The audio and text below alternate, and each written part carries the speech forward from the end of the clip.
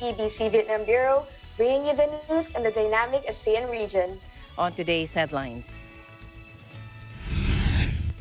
I just pray to President God Duterte said he wants the Philippines to stay neutral on the conflict between Russia and Ukraine. probably you must have heard.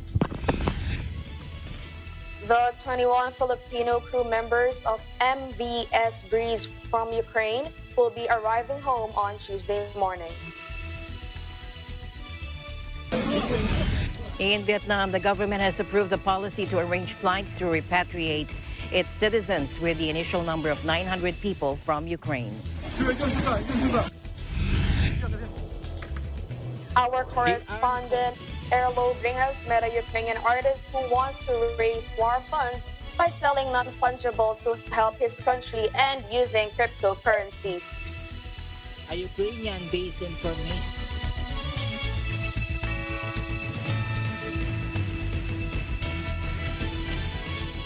President Duterte said he wants the Philippines to stay neutral on the conflict between Russia and Ukraine. He also expressed hope that the parties involved would refrain from using nuclear weapons. He cited the impact of what he described as a primitive bomb in Hiroshima and Nagasaki during the Second World War. Let's hear more.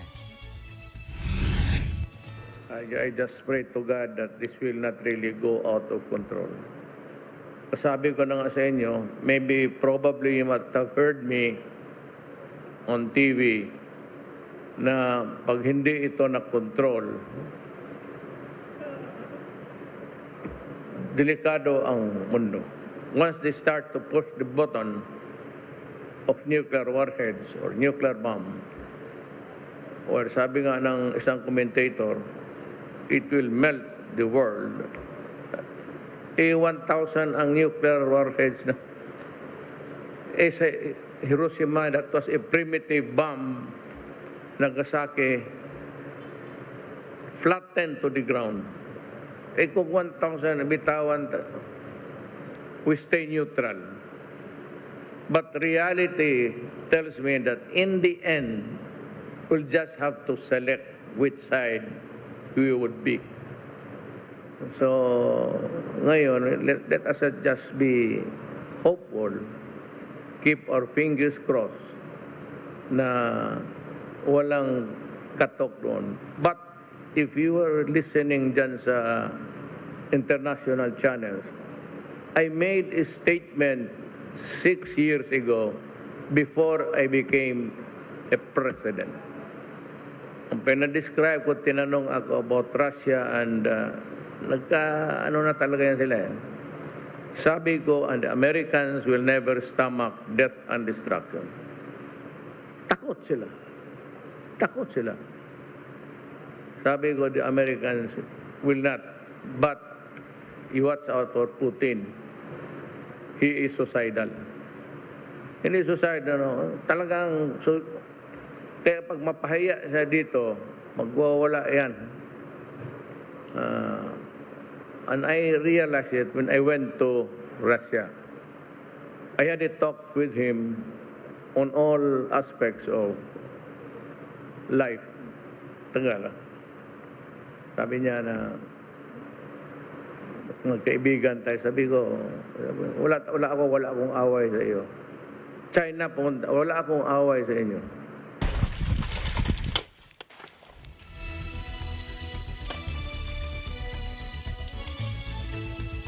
In another development, Russian forces pummeled Ukrainian cities from air, land, and sea today with warnings they were preparing for an assault on the capital, Kiev, as terrified civilians failed for a second day to escape besieged Mariupol.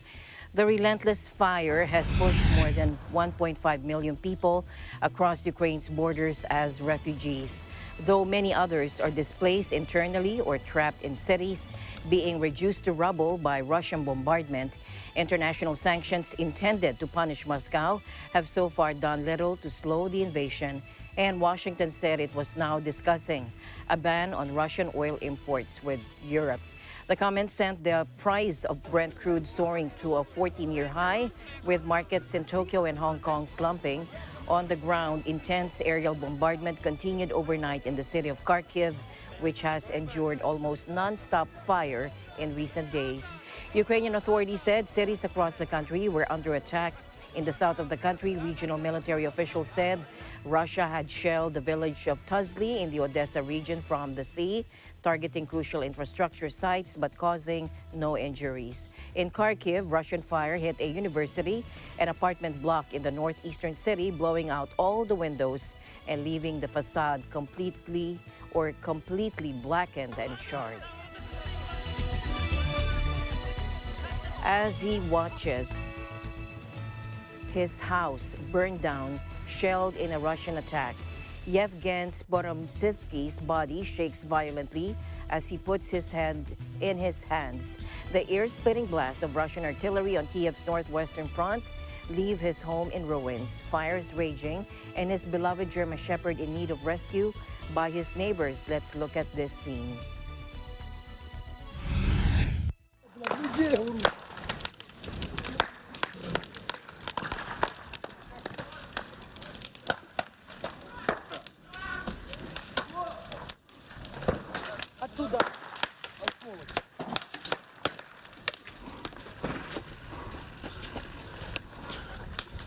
Женька, держи, держи.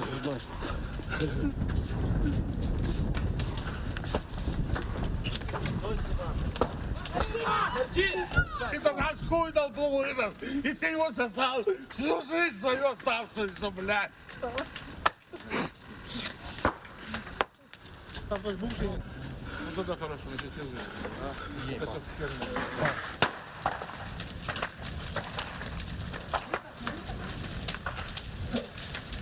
Холодильник открывал, и холодильником привалило, еле выбрался. Супруга была в другой комнате, выбила окно, выскочила. Мы полезли в погреб, но увидели, что горит, да убежали к соседям, у них подвал хороший. Давай, бегом.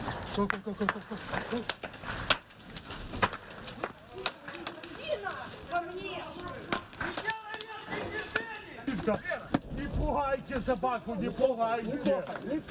Не пугайте ее. Не надо буст. Не, мы один выстрел услышали, и все, и привалило. Просто завалило полхаты пополам, разломалось. Все. На бочину, на это самое. Дети, вы сказали, вышли ваши за несколько минут до этого? Да наши вон, дети ушли буквально за 10 минут за хлеб. Это сейчас нормально, блядь. Это хорошо, что они пошли, блядь. Потом в той комнате пиздец, блядь. Кума, если живы. Она что жила, барахло-то говно. Это мусор.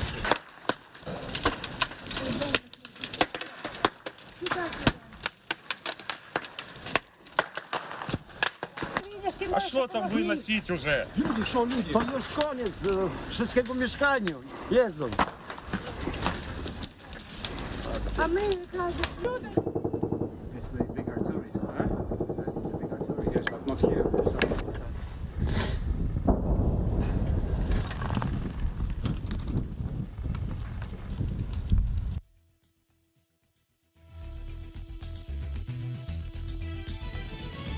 The 21 Filipino crew members of MV Breeze from Ukraine.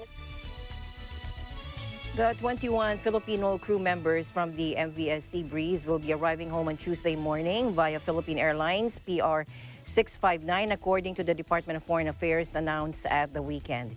Their repatriation made possible through the efforts of the Philippine Embassy in Budapest and the Philippine Honorary Consulate in Moldova.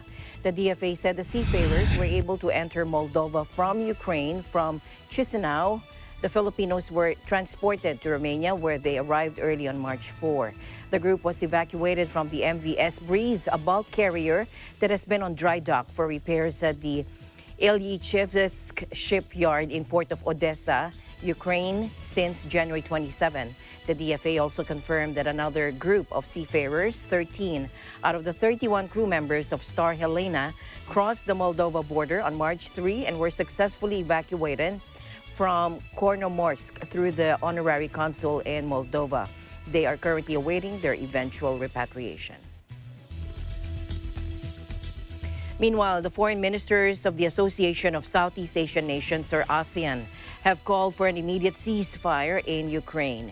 In their statement, it said, quote, "The foreign ministers of ASEAN are deeply troubled by the intensifying gravity of the situation and ensuing worsening humanitarian conditions resulting from the ongoing military hostilities in Ukraine. We therefore call for an immediate ceasefire or armistice and continuation of political dialogues that would lead to sustainable peace in Ukraine. We underline the importance of a ceasefire to create an enabling environment. Southeast Asian countries are also continuing efforts to evacuate their own citizens from Ukraine." In Vietnam, the government has approved the policy to arrange flights to repatriate Vietnamese citizens with the initial number of 900 people from Ukraine. The first flight is expected today, March 7, from Romania, and the second one on March 8 from Poland. Repatriated citizens will take COVID tests upon returning to Vietnam. Around 7,000 Vietnamese people are living in Ukraine, mainly in Kharkiv, Odessa, and Kiev. Over the past few days, almost all Vietnamese in Kiev and Odessa and hundreds of people in Kharkiv had been evacuated to Ukraine's neighboring countries. Among them, 370 were sent to Romania, 200 to Romania, 600 to Poland, about 125 to Hungary, and about 40 to Slovakia. Evacuation efforts by the Ministry of Foreign Affairs are now underway to continue bringing Vietnamese people away from dangerous areas in Ukraine to other neighboring countries and to Vietnam. According to VGP News, Vietnamese in Ukraine and neighboring countries who need support can contact their hotlines. Fighting around Ukraine's largest nuclear plant left its buildings damaged by fire. That is according to the Director General of the Atomic Energy Agency, but it said no radiation has leaked, but the situation was extremely tense. The UN Under-Secretary General for Political and Peace-Building Affairs called the incident highly irresponsible. Again, let's listen in.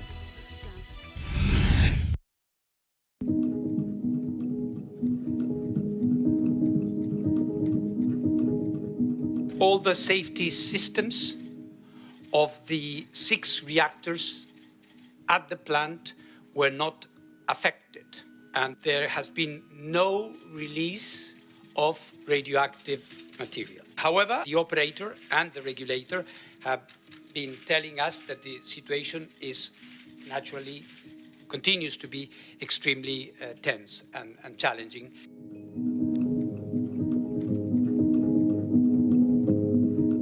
Military operations around nuclear sites and other critical civilian infrastructure are not only unacceptable, but highly irresponsible. Ukraine knows only too well the devastation of a major nuclear accident.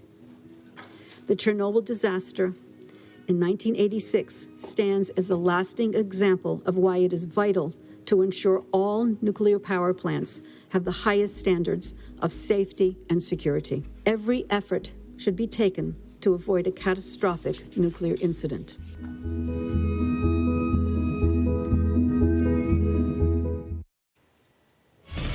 Meanwhile, in the related news, Moscow's ambassador to the UN denies that Russian forces shelled the nuclear power plant in Ukraine. Again, let's listen in. Today, we have once again heard lies about how Russian troops attacked the Zaporizhzhia nuclear power plant. And this is all part of an unprecedented campaign of lies and disinformation against Russia. You're trying to present the situation in such a way as though the Zaporizhzhia nuclear power plant was allegedly shelled by the Russian military, as a result of which a fire broke out. These statements are simply untrue. The city of Enerhodar, the Zaporizhzhia nuclear power plant, or ZNPP, and the adjacent territories were taken by the Russian army under its control back on February 28th. As a result of negotiations with the management of the power plant, an agreement was reached to place it under the guard of the Russian military. As we were informed by the Russian Ministry of Defense, on the night of March 4th, while patrolling the protected area, but not the area of the Zaporizhzhia nuclear power plant itself, rather the adjacent territory. A Russian mobile patrol was attacked by a Ukrainian sabotage group. In order to provoke return fire on the building, there was heavy small arms fire that was opened on Russian troops from the windows of several floors of the training complex that is located just outside the territory of the nuclear power plant. The Russian patrol returned fire on the firing points of the Ukrainian saboteurs in the building of the training complex and suppressed their fire. As they were leaving, the Ukrainian sabotage group set fire to the training facility. Let me emphasize once again that this building is not located on the territory of the Zaporizhzhia nuclear power plant. The fire brigades that arrived were able to extinguish the fire on the premises. At the time of this provocation, none of the regular employees of the Zaporizhzhia nuclear power plant were present in the training building. At present, the personnel of the Zaporizhzhia nuclear power plant, which was not injured,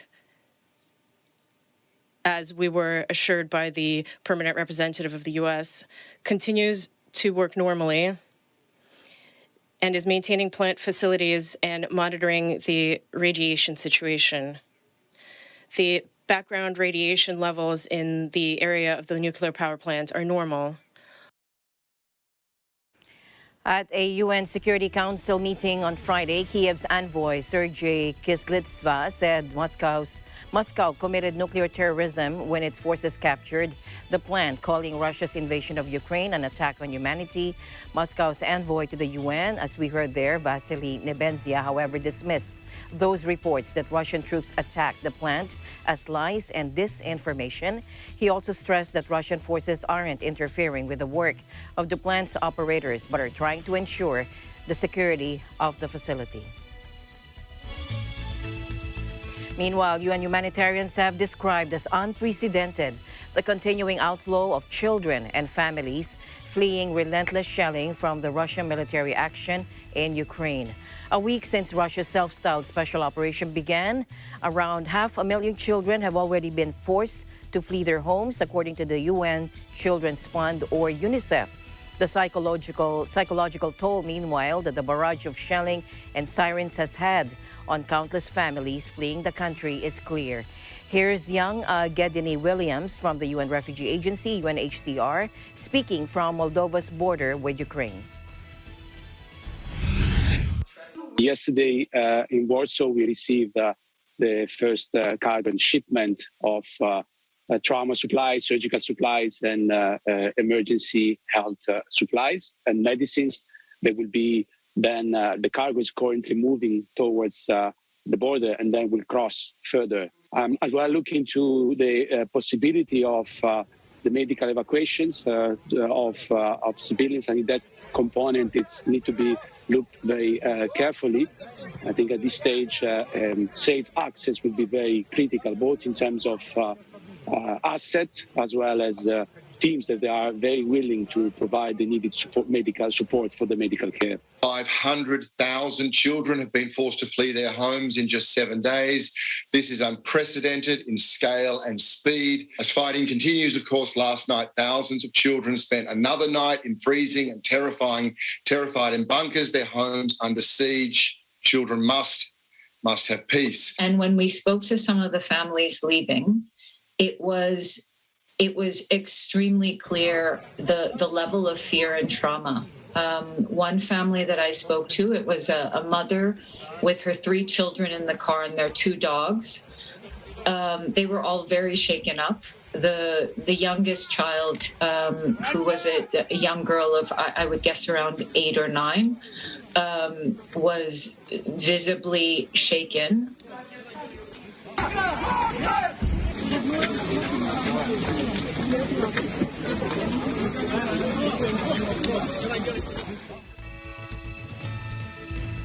The United Nations High Commissioner for Refugees, or UNHCR, had recorded 1,534,792 refugees on its dedicated website by 1335 GMT, almost 166,000 more than the previous count on Saturday.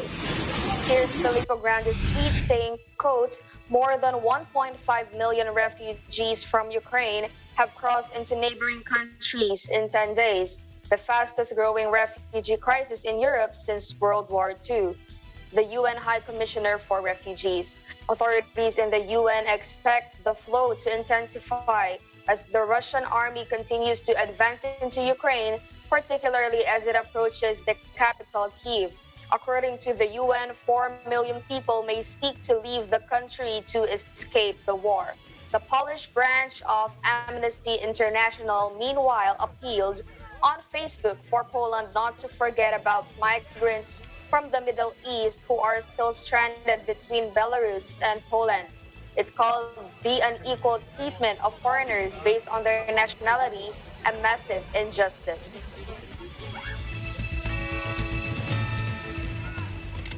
Social media giant TikTok announced Sunday it is suspending the posting of all video content from Russia in order to keep its employees safe and comply with the country's new fake news regulations. In light of Russia's fake news law, we have no choice but to suspend live streaming and new content to our video service while we review the safety implications of this law, the company said in a Twitter message, adding that its in-app messaging service will not be affected. In a longer statement on its website, the company discussed the devastating war in Ukraine that, in addition to bringing the widespread suffering across the country, has brought pain to our community and our people. And as a platform, this war has challenged us to confront a complex and rapidly changing environment as we look to be a canvas, a window, and a bridge for people across the globe.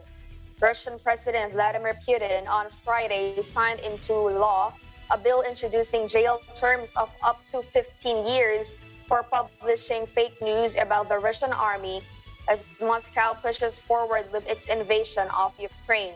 The Kremlin defended the new legislation, saying the country was facing an information war that required counteraction.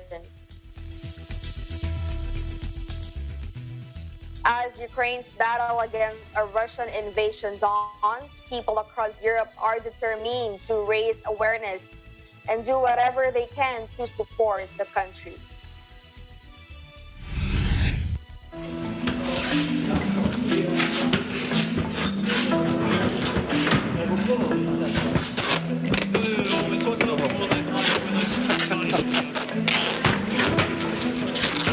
Já si myslím, že v tuhle chvíli každý chce pomoct a každý cítí obrovskou bezmoc, takže když můžu přiložit ruku k dílu, byť je to lepením dvou plátů k sobě, tak jsem za to hrozně ráda.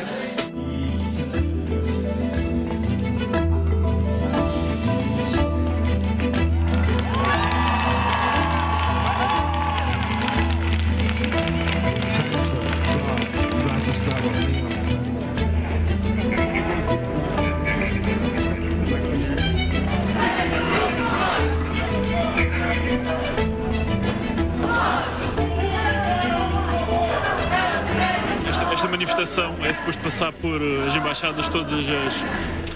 Não é todas as embaixadas da ONU, mas são permanentes na ONU. É para... Isso, conceito permanente da ONU. É para fazer com que essas embaixadas, com que esses países façam pressão sobre a Rússia para acabarem com o que está a passar na Ucrânia.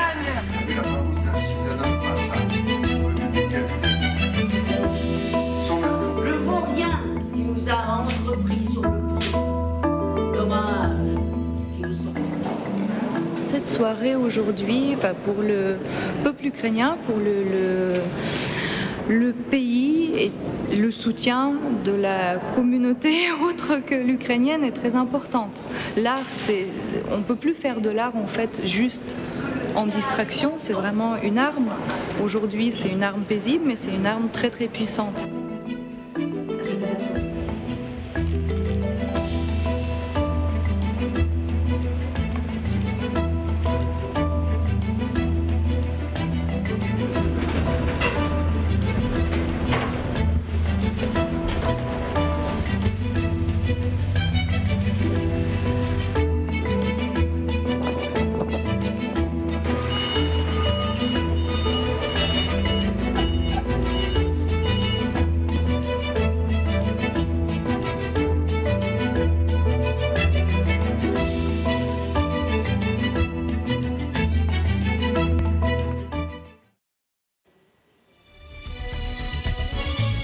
Back here in the country, the National Economic and Development Authority, or NEDA, said that soaring oil prices due to the conflict between Russia and Ukraine could affect the country's electricity rates. And here are the other factors that will affect our electricity rates. Let's hear more.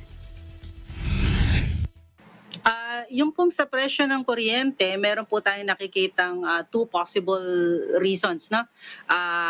Para sa makakaapekto sa kanya. Siyempre yung yung oil price as an input price. Pangalawa rin po dito yung foreign exchange. Kasi marami po sa inputs ng sa paggawa ng kuryente ay ini-import natin, so malaki pong bagay yung sa foreign exchange na to. Nakita na rin po natin yung isa sa naging epekto rin itong Ukraine crisis on the peso, na nag-depreciate po yung ating peso, pero not to worry naman po kasi malaki po ang ating reserve. So ang tingin naman namin diyan, hindi rin naman siguro magkakaroon ng speculative attacks dito. Wala pong gusto dito sa mga sa nangyayari na ito.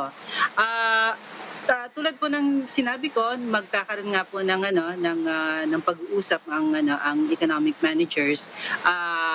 Nito pong nakaraang linggo, yung po yung masusi naming monitoring and then analysis and then estimation, at saka yung pagbubuo-buo nga po ng mga programa na pwede nating isalang.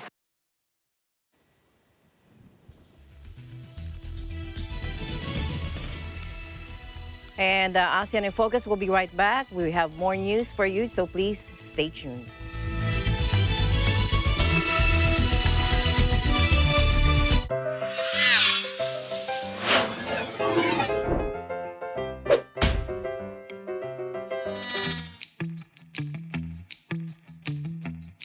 Mr. Bawal, may ibis ka, oh. What's on? It's a prank! Okay lang manakot. Pero kung mananakot ka para sa boto, bawal yan!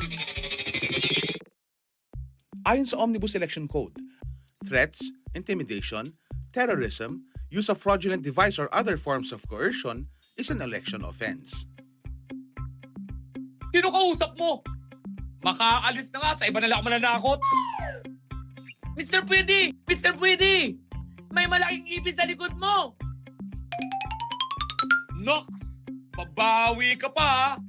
Di mo ako maiisahan! Ako si Mr. Bawal na nagpapaalala sa inyo na ang pananakot para sa boto. Ibis! Uy!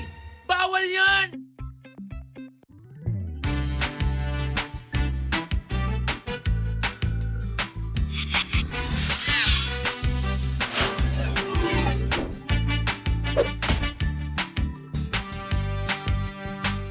A public service message of Net25 for Mata ng Halalan 2022. Matatag, matapang, matapat. Alam namin ang iyong pagsisikap. Dama namin ang iyong mga sakripisyo. Kita namin ang pagharap mo sa bawat pagsubok. Kaya sa kabila ng mga hamon ng buhay, nandito kami para umalalay. Kasi katulad mo, gusto rin namin ang magandang bukas para sa kanya. Hatid namin ang dekalidad na edukasyon at makabagong pasilidad sa abot kayang halaga. Kaya huwag ka na mangamba. Sasamahan ka namin tuparin ang mga pangarap niya.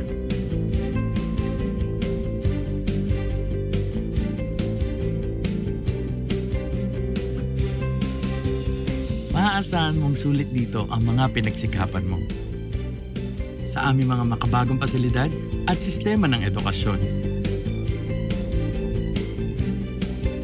Ay lalabas natin ang aking talino at mga kakayahan niya. Kahit sa munting halaga, makakasiguro ka na makakasabay siya sa mabilis na pag-ikot ng mundo. Sa New Era, karamay mo kami sa bawat hamon. Kaagapay mo kami sa bawat hakbang. Kasama mo kami sa bawat ngiti at tagumpay.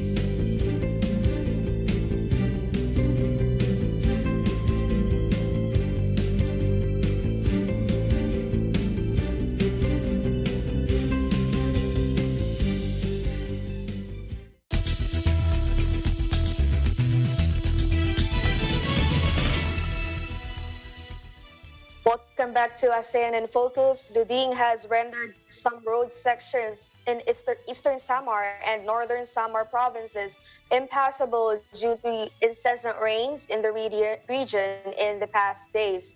The Department of Public Works and Highways, or DPWH, said flooding has closed a section of a major highway in Bigov village, Arteche, Eastern Samar. This is part of the road network that links the provinces of Eastern Samar and Northern Samar. DPWH Eastern Samar District Engineering Office Chief Maria Margarita Junia said in a phone interview Sunday that flooding is common in Bigo village every rainy season since the road section is a catchment area every time there is an overflow from the Oras River. The incessant rains since Sunday are brought by a low-pressure area affecting Visayas and Mindanao. Frequent rainfall will likely prevail in eastern Visayas in the early part of March due to the northeast monsoon or Amihan and La Nina. Rains may continue this month since there are existing weather systems that have been affecting the region. The region has been experiencing rains weekly since November 2021, and the wet season persists until March, even as the country observes Fire Prevention Month. People living in low-lying areas near these river systems have been advised to stay alert for possible flash floods during rainy days. Those residing near mountain slopes have been told to watch out for signs of landslides.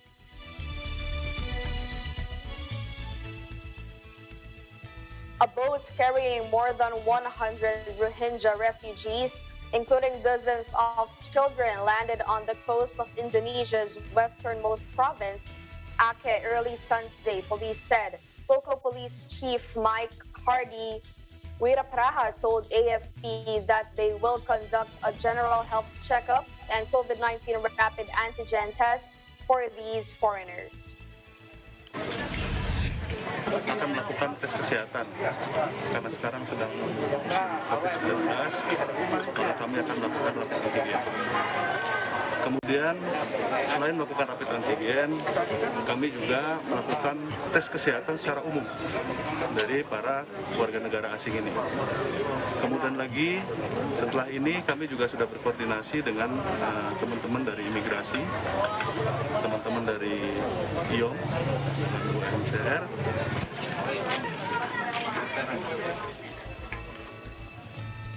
The vessel, which sailed from a Rohingya camp in Bangladesh, arrived shortly after 3 a.m. on a beach in Birun district. It was carrying 114 people, including 58 men, 21 women, and 35 children aged under 15 years old, police said. Hundreds of thousands of Rohingya Muslims have fled Buddhist-majority Myanmar since 2017 after a military crackdown that refugees said included mass killings and rape.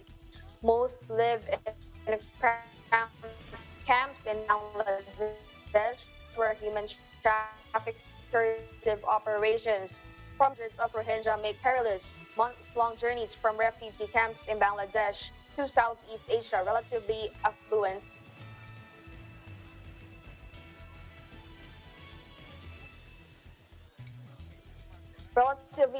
Malaysia is usually the favored destination, but they also end up in Indonesia.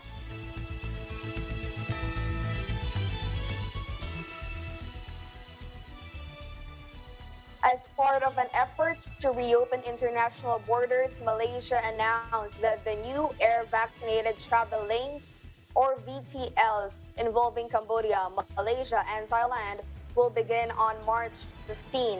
He said the matter was discussed during Prime Minister Datuk Seri Ismail Sabri Yaakob's official visit to the two countries recently. Additional routes could be added subject to market demand, he pointed out. Meanwhile, designated airlines from Malaysia and Thailand will be allowed to mount up to 6 flights daily on the Kuala Lumpur Bangkok route and up flights daily for these VTL routes will be served by all the three countries' designated carriers under the VTL initiative. He said the related standard operating procedures, or SOPs, and health protocols will soon be released by their respective agencies. Travelers will have to comply with the protocols responsibly.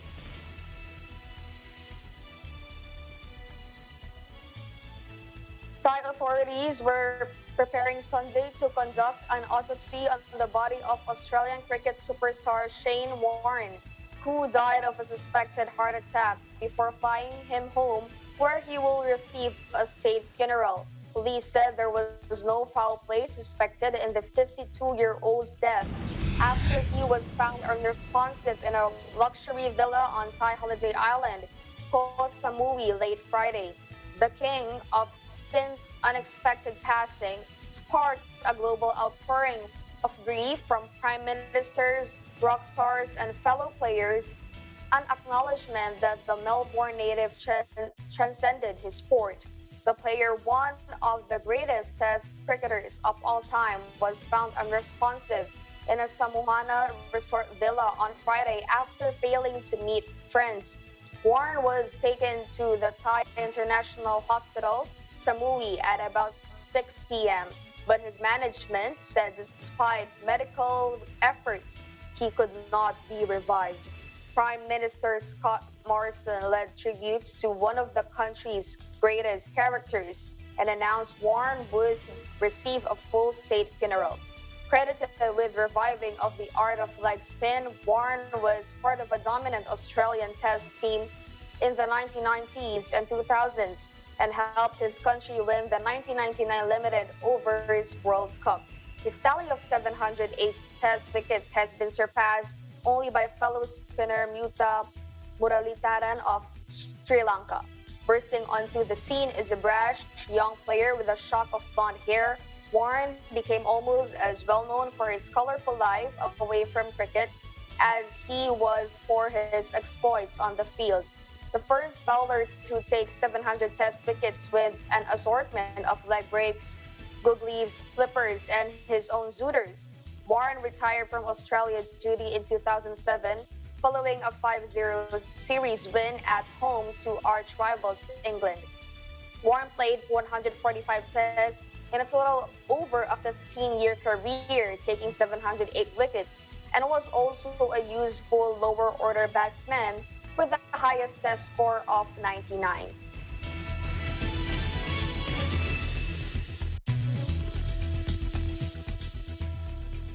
ASEAN in Focus will be back after a short break.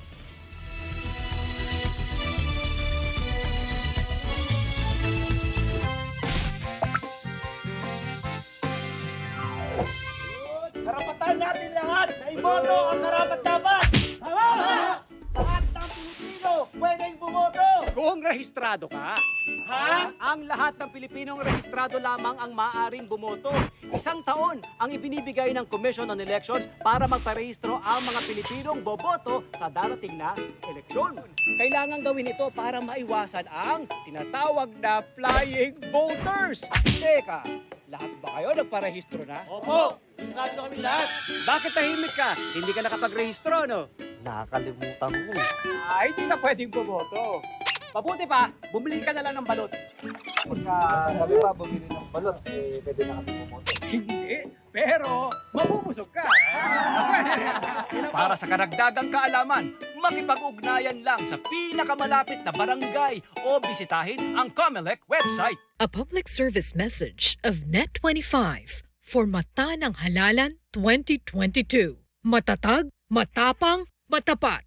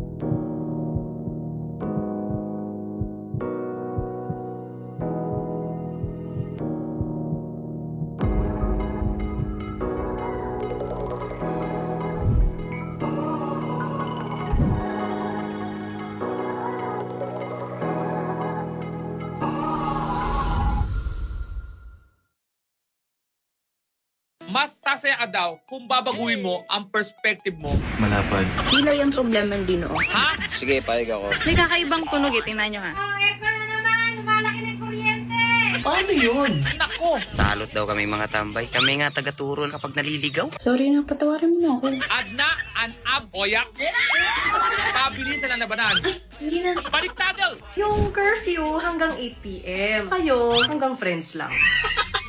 Daniel, nakaball, videos!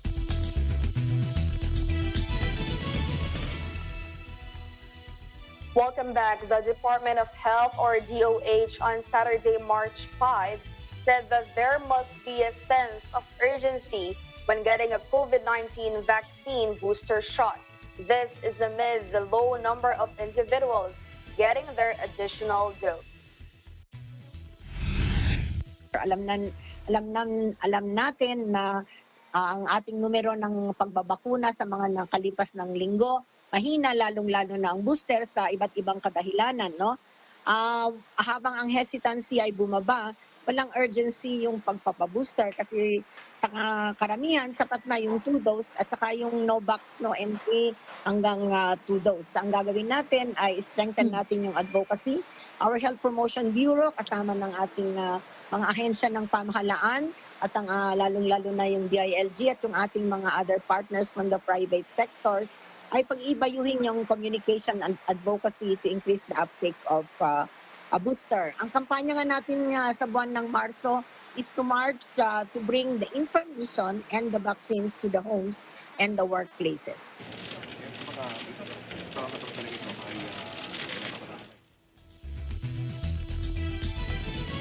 Staying in the country, the Philippine Army and the U.S. Army Pacific, or USARPAC, formally started the 20-day Salaknib exercise that aims to deepen interoperability between the two armies and the 1st Brigade Combat Team, headquarters in Fort Magsaysay, Nueva Ecija last March 5.